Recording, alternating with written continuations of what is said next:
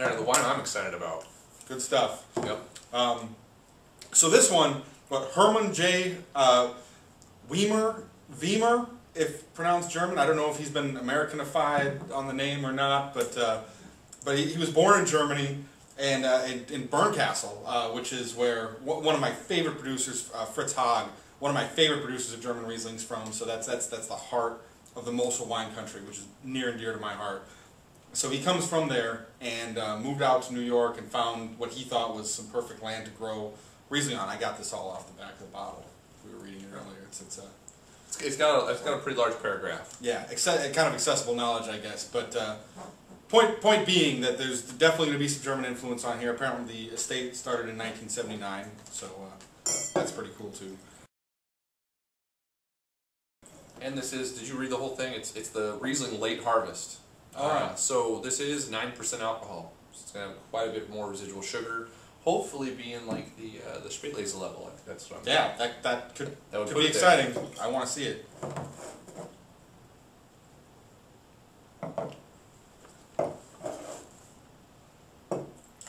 Definitely an interesting thing. Man, even on the rinse, it definitely has some unique characteristics to it already. Yeah. This is exciting. This is exciting. Is it going to happen, Dan? Petrol. Are you going to find the Great American Riesling? I think it's a never-ending search. Yeah. It's not terribly strong, but this is a German-style petrol. Totally. nose. Petrol. I'm getting some steel again. A little bit of minerality. It still comes through quite a bit on this one. Not so much fruit on the nose here. More like red apple, but it's subdued. Yeah. The red apple thing has just been something I've been trying to strive after and find, because you and David pick that one out regularly. It's like a flavor that you guys taste in wine or smell in wine, and it's not something I ever find. So I've been getting red apples and trying. Eating the red apples. Yep. Trying to expand my palate. Eat the fruits. Your comments on Asian pears drove me to eat more Asian pears, and I love enjoying them. Yeah. Love those bitches. Way to class it up, Chaz. Yeah. We're not professionals. All right. Yeah, the nose on this is captivating for what it is. Knowing that this is New World Riesling. If this was German, you'd probably pass it over as like, okay, that's a nice smelling nose. Yeah, but you'd be like, it's German. So I would guess that it was German. I did this totally blind. I would have guessed that it was German.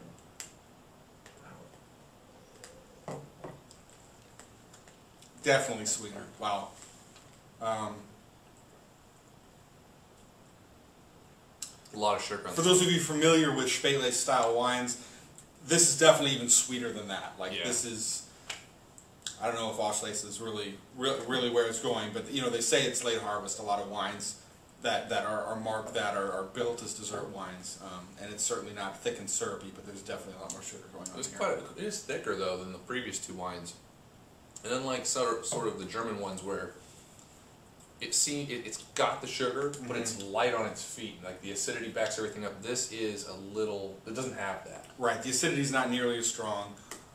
It's still clean and good, and there is some acidity. Yeah. It's not like goopy or anything. It like hangs on the palate in a weird way. It's kind of it finishes cleanly. Leaves a lot of sugar behind though. That's the thing. You get a lot on the palate. The nose though. Good nose. Well, and palate's enjoyable too. I'm trying to place this with the fruit. I mean, definitely some apple flavors that carry through from the nose, but there's some other fruit here that I'm having a hard time placing.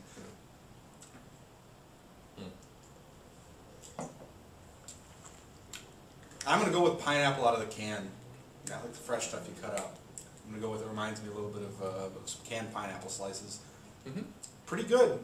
There are some peachy flavors too, but it's more candied peach, like either a little bit dried or like peach Jolly Rancher or something like that. So, and the acidity's making the play. I guess towards the end, there's a little bit of feel on it, but it's definitely lighter than the other ones. And I would like to see more. It definitely the wine would definitely do a lot better if it had more.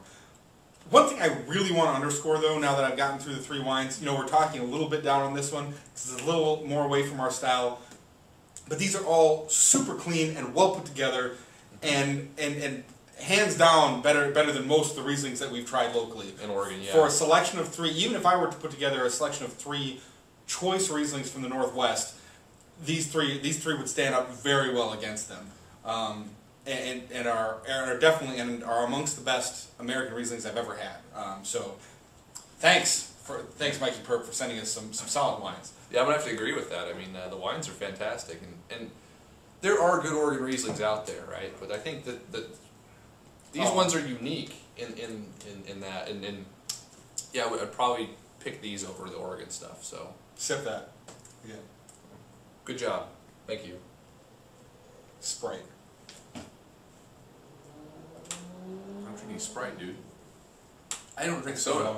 I haven't drank soda in like 5 years, or like not that long, but 3 years, probably. I don't drink it.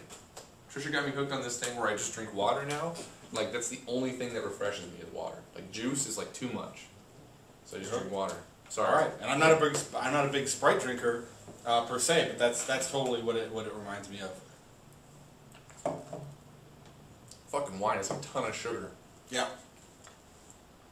It's a little cloying. I'm gonna go 86 or 86 points. And I'm gonna go 87. Also very good, and if you like it on the sweeter side, if you're not demanding of a lot of acidity, or if you're looking maybe for something with dessert, it can still do well. Not a bad idea, actually. And you know what else I think you could do with this? I think you could make a killer cocktail with this too. The guy'd probably scream and punch me in the face for saying that.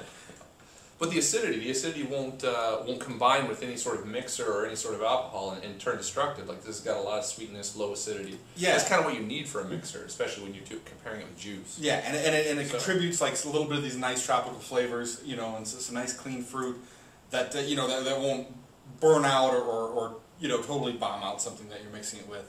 And again, I'd have no problem drinking the rest of this bottle. This is totally enjoyable. Right. No, they're all really good. So.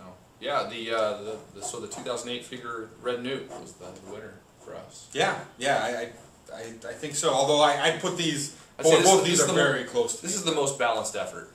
This one's very good. Yeah, they're all very good. And yeah, solid wines. So New York is seriously on the map. I was really looking forward to trying these, and now I'm going to be seeking more out because they're awesome. How are we going to find more? That's the question. We're Mikey Pert. Gonna talk to that guy and see if he can get us some Mikey more. Pert. And if any of you guys have some great connections, if you got connections with New York winemakers, let us know. Or who knows, maybe you're a New York winemaker. You're watching this show. Get in touch with us. We'd love to try some more New York Riesling. We would. Yeah. So thanks for watching. As we expand our palates, hopefully you're expanding yours, trying some new things and having a good time. Oh, do you have a question for today? I don't. I don't have a question for today either. What's a good question of the day? What should we ask in the future? I don't know. Yeah, there you go. What do you want to know from other viewers? There you go. What would you like a random assortment of viewers to answer you? All right, guys. This was a great show, and thanks for watching. Appreciate your support through all this, and yeah, talk to you guys later. See you next time. Bye.